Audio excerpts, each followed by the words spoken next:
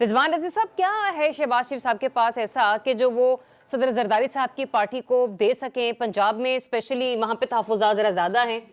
Peoples party मांगती क्या है?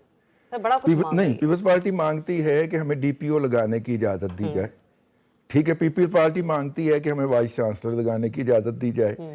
पीपल्स पार्टी मांगती, मतलब इस तरह की मुकामी हमारे हलकों के अंदर क्यों नहीं लगाने दिया जा हमारे सकता? गवर्नर के इख्तियारात में आता है। मैं अर्ज करूं, गवर्नर जो है उसके अंदर सिर्फ एक सेरेमोनियस अथॉरिटी होता है। अच्छा। चीफ मिनिस्टर उनके इंटरव्यू करता है as per the amended law. ठीक है। और यही माशाल्लाह, लेकिन लॉ पे तो हम चल नहीं ना नहीं नहीं नहीं नहीं सारे चल रहे हैं।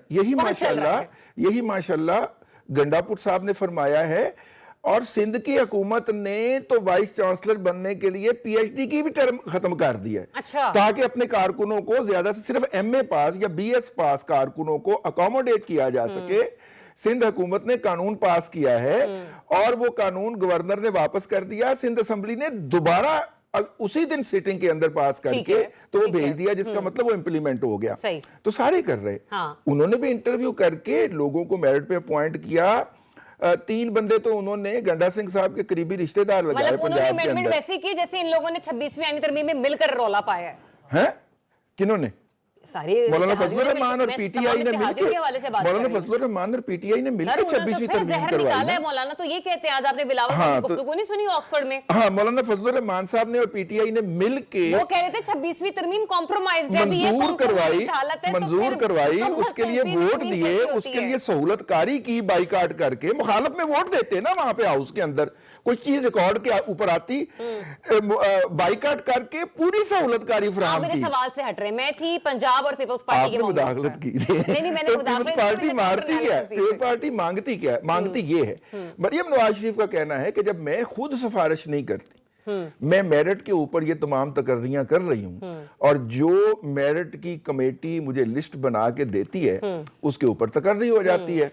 और मेरे जाती इल्म में है, 1-2 वाइस चांसलर का मैं भी सिफारिशी था और मैंने इसे कहा भी, काम भी शुरू कर दे। मैंने इसका कहा भी इसार राना को कि मेरी हमायत कर दे, ये बंदा अपॉइंट हो जाएगा। अच्छा। इसार राना नहीं माने जनाब, इन्होंने कहा मैं सिफारिश की थी ते कम बनता है, अभी तो नहीं बनेगा। ठीक है, और मेरे कहने से भी काम नहीं बनया होना था। वो मेरिट पे लगा जी, वो बंदा सिफारिश पे नहीं लगा। अच्छा। ठीक है, मुझे इस अमर की खुशी हुई कि मेरी सिफारिश नहीं मानी। मतलब आप ये कह रहे हैं कि पीपल्स पार्टी मेरिट से हटकर कुछ मांग रही है, यानी आप अंदाजा फरमाइए कि यहाँ पे हमारे एक बहुत टॉप एंकर और एक बड़े सीनियर सहाफी जो टीवी पे प्रोग्राम भी करते हैं, तबसरा निगारी का बड़े सीनियर सहाफी सामने एक एंकर बना के बैठा के प्रोग्राम भी करते, ये दोनों मिलके जाती तौर पे गए। एक की साहबजादी का मसला था, एक की बीवी का मसला था। अच्छा। और मरियम नवाज शरीफ ने उनकी बात नहीं मानी और उनके तबसरों के उसके बाद बदल गए उनके तबसरे। ये राना मुझसे बाद में पूछेगा, इनके दाएं बाएं पाए जाते हैं वो दोनों साहब जो है।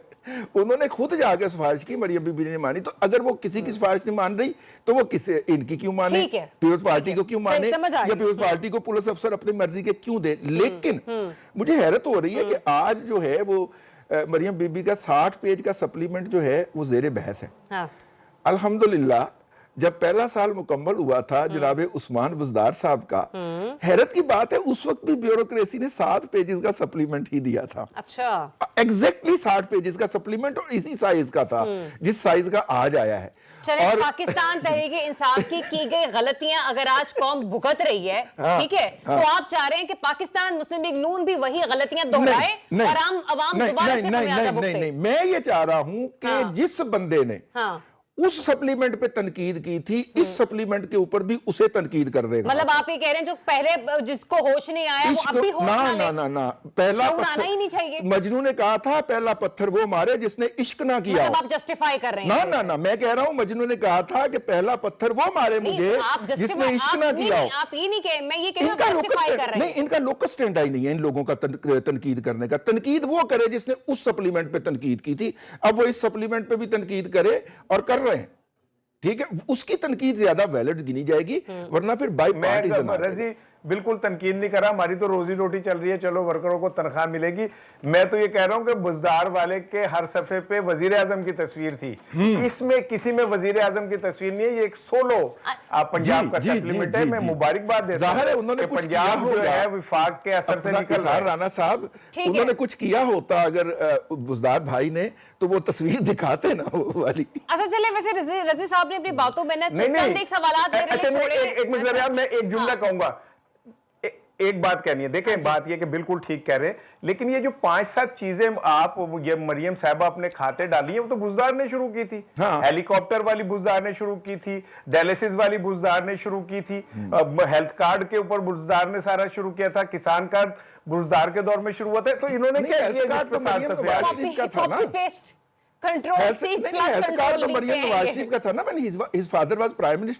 फिर अगर पीछे चलेंगे तो उस वक्त शुरू हुआ था। मुझे फिलहाल आगे चलने दे रजी साहब। फिर आपके साकिब निसार साहब ने उनको निकाल भी दिया था कि ये मुझे आगे तो बढ़ने दे। मैं रजी से फोन के ऊपर इस पे कर लूंगा बात। ना इस पे बाद में बात कर लेंगे। जी प्लीज।